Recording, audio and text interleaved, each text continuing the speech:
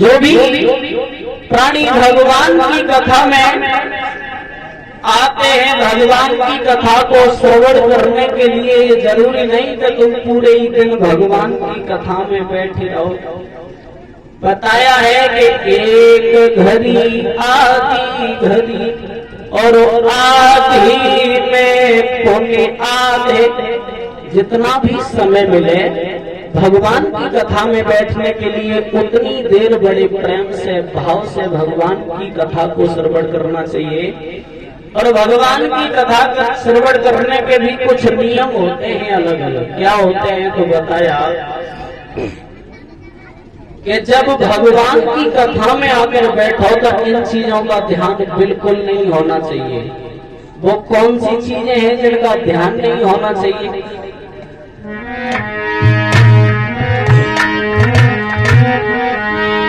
कि अपने धन का अपने बल का और अपने धन का अभिमान न हो।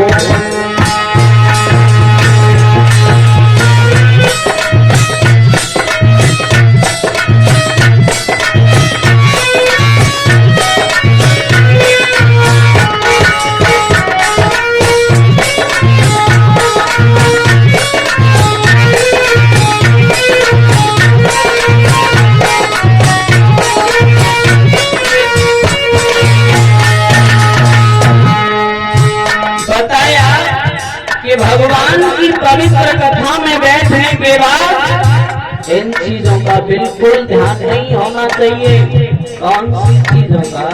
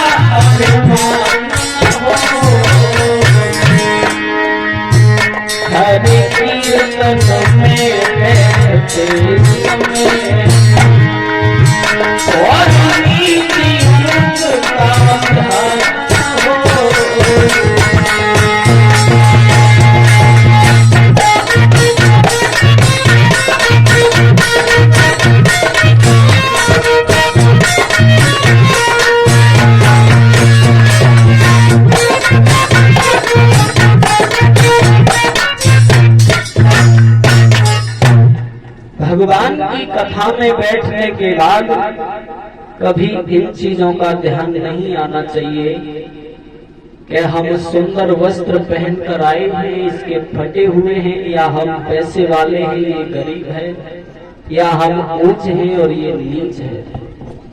इन चीजों का कभी ध्यान नहीं भगवान की कथा में करना चाहिए, क्योंकि भगवान के दरबार में प्रत्येक मनुष्य के लिए, प्रत्येक जीव के लिए, प्रत्येक व्यक्ति के लिए एक ही समान आदर दिया जाता है।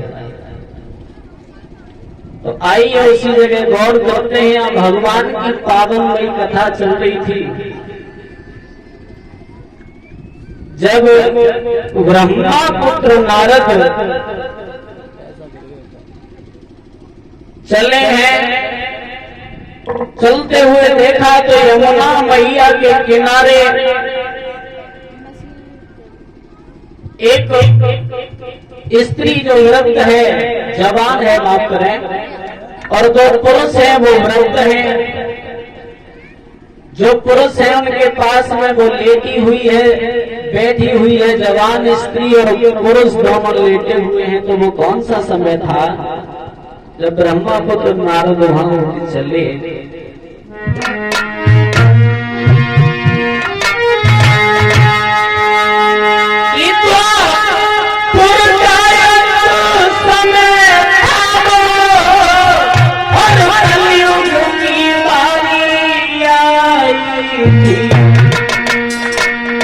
द्वार था वो तुमरत सैया पे,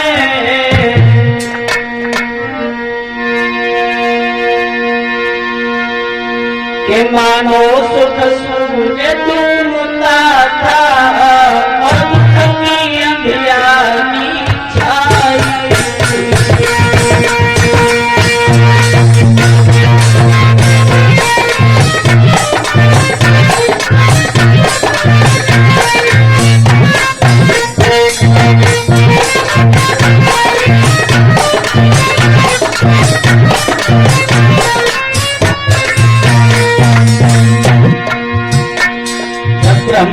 पुत्र नारद चले,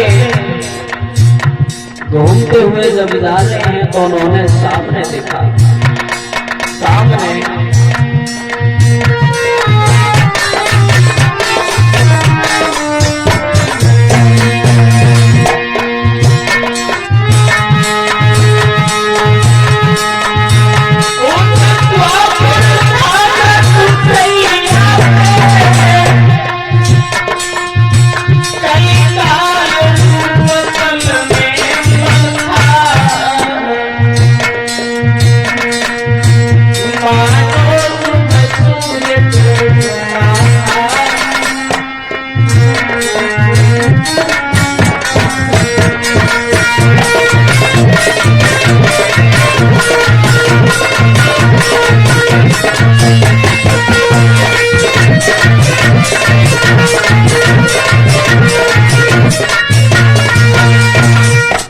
ब्रह्मा पुत्र नारद ने देखा तो धीरे से उनके पास में पहुंचे और पास पहुंचने के बाद में धीरे से बोले, आप कौन हो,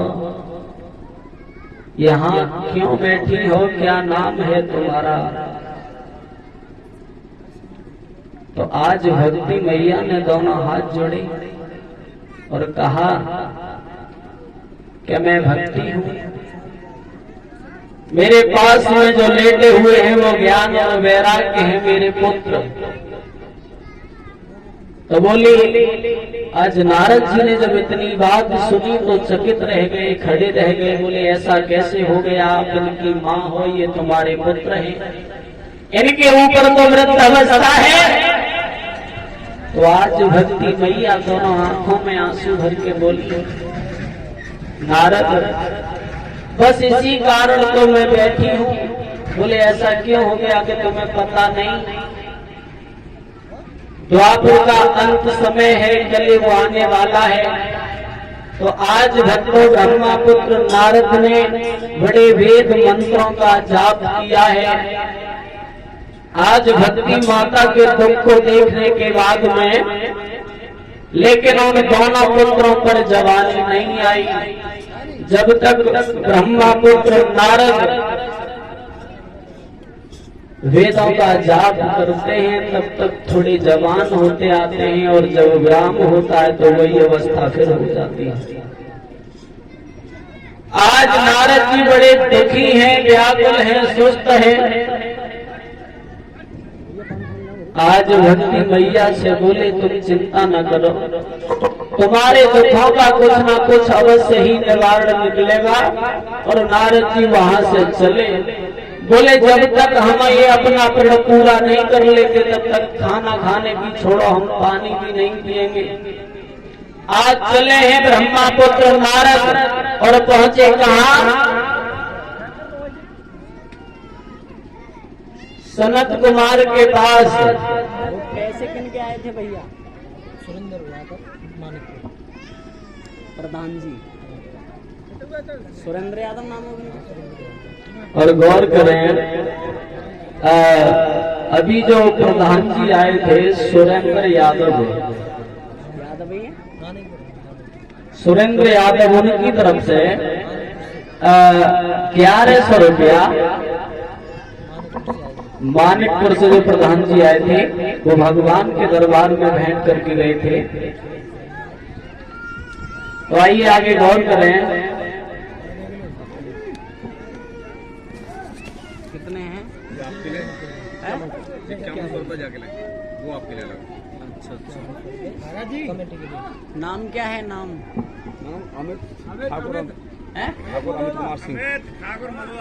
और जरा गौर करें, ठाकुर अमित जी उनकी तरफ से 5100 रुपया भंडारे के लिए आए हैं, और 500 रुपया ये भगवान की कथा में दे रहे हैं उनकी तरफ से। अच्छा, बढ़िया सा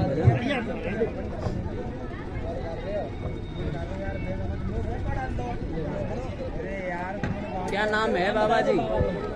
टीकम सिंह खुरैना, 211 रुपये। और ये 211 रुपया टीकम सिंह कोढ़ेरा उनकी तरफ से आए हैं। तो आइए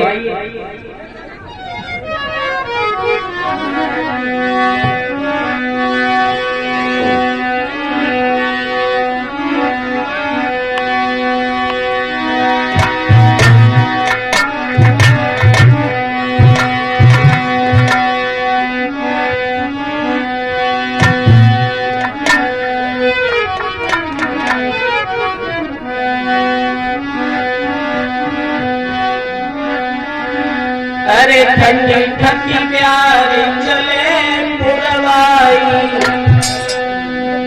और याद सतावे